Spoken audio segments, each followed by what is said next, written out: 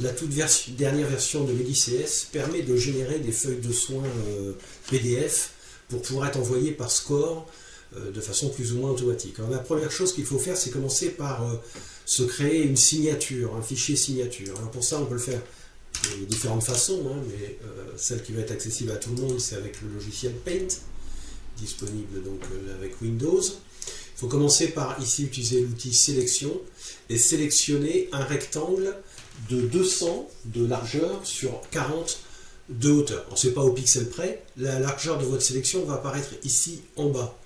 Donc j'y vais, je prends le coin ici et je vais, voilà, hop, 200. Alors ça peut, c'est pas besoin d'être au pixel, mais il faut être. Une fois qu'on a ce rectangle qui est aux bonnes dimensions, on peut cliquer sur l'outil rogner. Après, on peut augmenter le zoom pour pouvoir travailler plus confortablement, choisir l'outil crayon.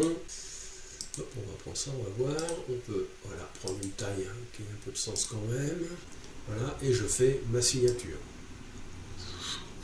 Hop, voilà.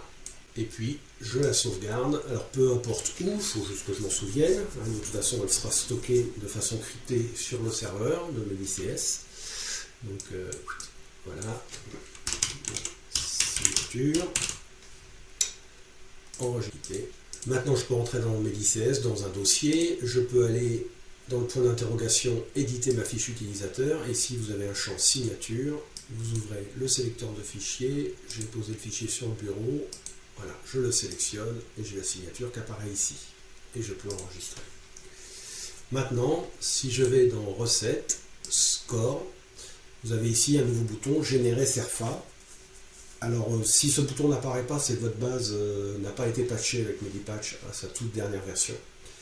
Bon, là, c'est une vraie FSE qui n'a pas été faite de façon non sécurisée, mais c'est pas grave, on va faire quand même Générer SERFA. Ça prend un certain temps, et voilà. Et j'ai le bouton voir la pièce jointe, qui est un fichier temporaire qui a été créé, un PDF qui a été. Alors, c'est une bonne idée d'aller voir quand même à quoi il ressemble avant de l'envoyer.